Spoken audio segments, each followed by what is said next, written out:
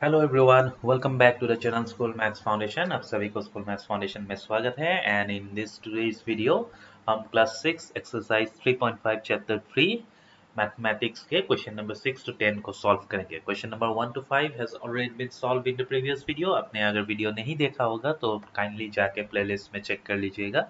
तो चलिए बिना देर के शुरू करते हैं वीडियो को। तो वीडियो को शुरू करने से पहले एक बार रिवीजन के लिए मैं बोल देता हूँ आपको प्राइम फैक्टराइजेशन क्या है। प्राइम फैक्टराइजेशन करने पे हम क्या करते हैं, हम एक नंबर को तब तक फैक्टराइज करते हैं जब तक कि उसके सारे फैक्टर्स प्राइम नंबर्स नहीं बन जाते। तो ये ऑलरेडी प्रीवियस क्लास में डिस्कस किया हुआ है। आपने अगर वीडियो नहीं देखा होगा तो काइंडली जाके वीडियो को चेक कर लीजिए। तो चलिए क्वेश्चन नंबर 6 को देखते हैं। The product of three consecutive numbers, इसमें आपको पूछा गया है कि the product of three consecutive numbers, consecutive numbers मतलब 1 2 3 या फिर 5 6 7 या फिर 3 4 5, मतलब कंसेक्यूटिव एक के बाद एक consecutive numbers is always divisible bye 6। तो बोला गया है कि आपको कि product of three consecutive numbers, जैसे यहाँ पे 1 इंटू 2 इंटू 3 6 हो गया, फिर 5 इंटू 6 इंटू 7 कितना हो गया, 5 6 ज़र 30, 7 3 ज़र 7 30 ज़र 210, फिर 3 4 5 कितना हो गया, 3 इंटू 4 इंटू 5 4 3 ज़र 12, 12 5 ज़र 60। तो पूछा गया है the product of three consecutive numbers is always divisible by 6. Verify this statement. आप ये statement को verify कीजिए with the help of some examples. तो ये है example 1। इसमें हमें क्या मिला कि product of three consecutive numbers is divisible bye 6। Example 2 में भी हमको मिला इट इज डिविजिबल बाय 6, है कि नहीं। 6 3 ज़र 18, 3 30, 6 5 ज़र 30, यहाँ पे भी 60 डिविजिबल बाय 6। तो we can say that the product of three consecutive numbers is always divisible by 6. This statement is true. Verify हो गया। चलिए क्वेश्चन नंबर 7 को देखते हैं। The sum of two consecutive odd numbers, two consecutive odd numbers is divisible by 4। अब two consecutive odd numbers मतलब odd numbers क्या है, 3 5 7 9 11 13। अभी पूछा गया है आपको कि sum of two consecutive numbers is always divisible by 4। देखते हैं चलिए। 5 प्लस 3 कितना है, 8। 9 प्लस 11 कितना है, 20। 7 प्लस 9 कितना है, 16। तो इसमें हमने क्या देखा कि every number is divisible by 4। जो कंसेक्यूटिव ऑड नंबर्स है उसको अगर हम सम करते हैं देन द रिजल्ट जो हमें मिलता है दैट इज डिविजिबल बाय 4। इसमें भी divisible by 4। So this statement is verified कि sum of two consecutive odd numbers is divisible by 4। तो ये एग्जाम्पल सब दे दीजिएगा, एग्जाम्पल 1 2 3। चलिए क्वेश्चन नंबर 8 में चलते हैं। इन which of the following expressions prime factorization has been done। अब प्राइम फैक्टराइजेशन में हमने क्या पढ़ा था कि सारे फैक्टर्स प्राइम नंबर्स होने चाहिए। तो इसमें क्या है, इसमें तो आप 4 को 2 इंटू 2 लिख सकते हो, तो ये प्राइम फैक्टराइजेशन नहीं किया गया है। इसमें प्राइम फैक्टराइजेशन किया गया है क्योंकि इसका और फैक्टर नहीं होगा, ये सारे प्राइम नंबर्स है।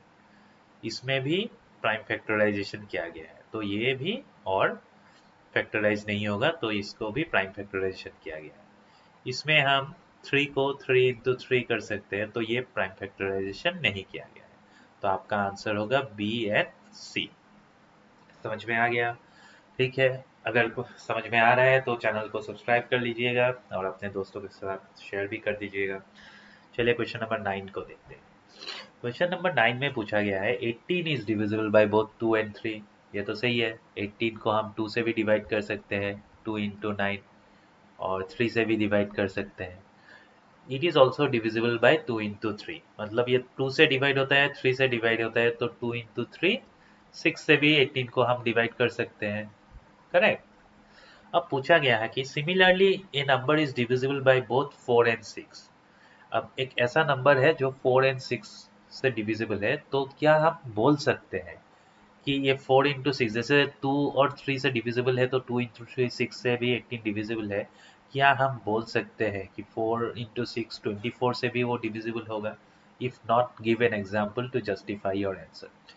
तो 4 से और 6 से दोनों से डिवाइड होने वाला नंबर 12 है, ठीक है। 4 3 12, रिमाइंडर 0, और 6 2 12, रिमाइंडर 0। लेकिन क्या 12 को हम 24 से डिवाइड कर सकते हैं? नहीं कर सकते हैं, right. So a number divisible by both 4 and 6 is not divisible by 6, 4 into 6 equal to 24। और इसको जस्टिफिकेशन के लिए ये वाला एग्जांपल हम देंगे कि 12 को 4 एंड 6 से डिवाइड होता है, लेकिन 4 इंटू 6 24 से डिवाइड नहीं किया जा सकता, ठीक है। चलिए क्वेश्चन नंबर 10 को देखते हैं। I am the smallest number having 4 different prime factors, can you find me. अब 4 डिफरेंट प्राइम फैक्टर्स क्या क्या है? 2 to 3 to 5 into 7, different prime factors मतलब यही होंगे और यही सबसे छोटे हैं। तो इसको अगर हम मल्टीप्लाई करते हैं, 3 2 6, 6 into 5 into 7, 6 5 30 into 7, 7 0 0, 7 3 210। So your answer will be 210 is the smallest number having 4 different prime factors, ठीक है। तो चलिए इस क्वेश्चन के साथ हमारे एक्सरसाइज 3.5 समाप्त होते हैं। अगले वीडियो में एक्सरसाइज 3.6 और 3.7 अपकमिंग वीडियोस में हम कंप्लीट करेंगे, जिसमें एलसीएम एचसीएफ इन सारे प्रॉब्लम्स को सॉल्व करेंगे।